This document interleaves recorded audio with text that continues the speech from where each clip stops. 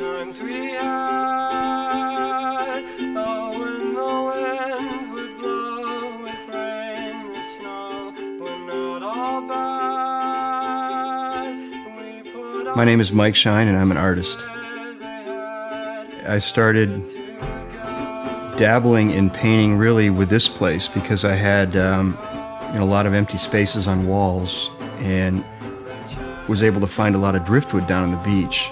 And I tried painting on canvases a few times, and for whatever reason I didn't take to them. Because the edges were so perfect, you had to kind of plan out the painting, whereas there's something more forgiving and exploratory about a chunk of driftwood that's already beat up, it's cracked. You can kind of make that part of the story of the painting. You know, if it broke here, maybe that leaves part of the message off the painting. That whole dynamic became much more interesting to me. A storyline started to emerge.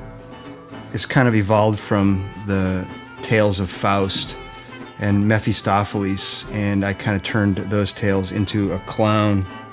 I think most people have mixed feelings about carnivals where, yeah, they're fun, but there's something creepy and dark and eerie about them. Flotsam is a metaphor for me, the flip side of things, the dark side of things.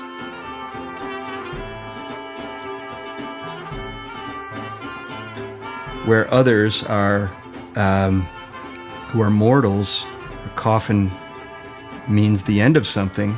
For him, it's backwards. It's the beginning of something new. He travels around in the coffin, they pull it out for every show, and he's kind of reborn to go and claim some new souls.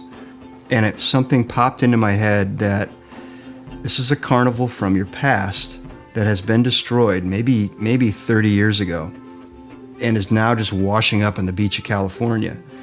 As I get more and more show and museum opportunities, there's a need for bigger pieces and ways to just take it further. The first few shows I did were creating an installation, but really at the center of the installation was the art being arranged on the wall.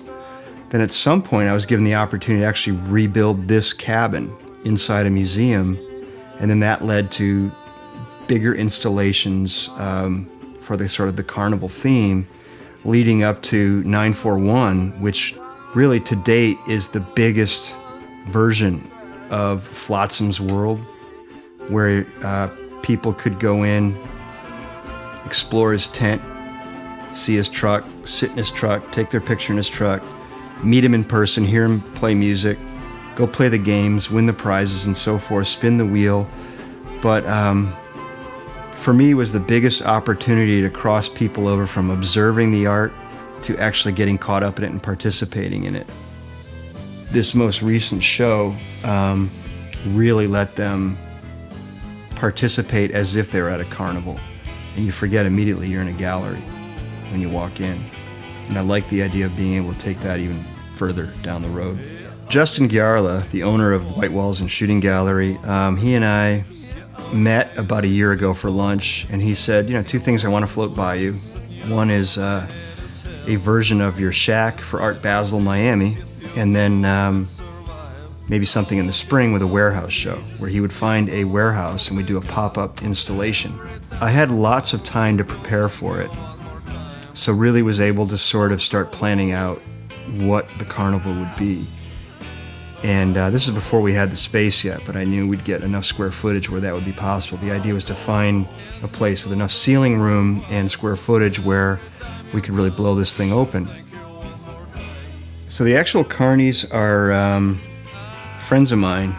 Each one kind of brings their own talents to it, and they come from different sort of periods and eras in my life. From high school and college age kids that I met through my sons to surfers and artists who I met years before and have just known through the years. And so about 3 or 4 months ago, I started kind of putting out feelers, seeing who was interested in lining them up. And I was so grateful that I got the turnout that I got. I got a lot of interest, and it was kind of demanding of their time because they had to come and prepare the costumes. I wanted everybody to have a carnival outfit or a carny outfit that reflected them and didn't just look like we all just slapped on tuxedos and went outside. I mean, then they had to come for rehearsal night where we had to go through the funeral procession and then rehearse the music over and over and over until everybody felt comfortable with it. And that particular night, that was really the first time everybody was together in this lineup for this show. Some of us played our instruments to get ready. Beers went around. Really entertaining. I really enjoyed that too. I don't think anybody has any idea when they walk in, and we did our best to keep it quiet. I wouldn't allow any photos of the installation to get on the internet. I wanted to control as much of it so that when people walked into that space for the first time, they were caught off guard. I wanted them to feel like a little kid going to a carnival. And then added to that, I think once people got in there, maybe they started to get comfortable with the art, and then all of a sudden there's a bagpipe funeral coming in. I don't think they knew what to expect from then on. And even if they did, I'm sure it didn't include opera. And so, I think it just sort of put the evening on a different turn for everybody.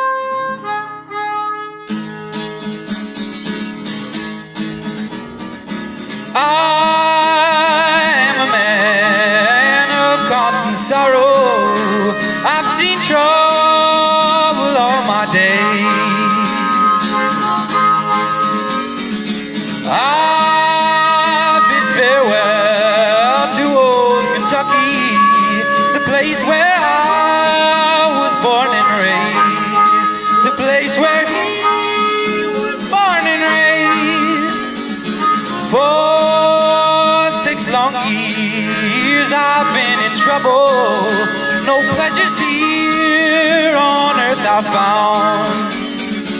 4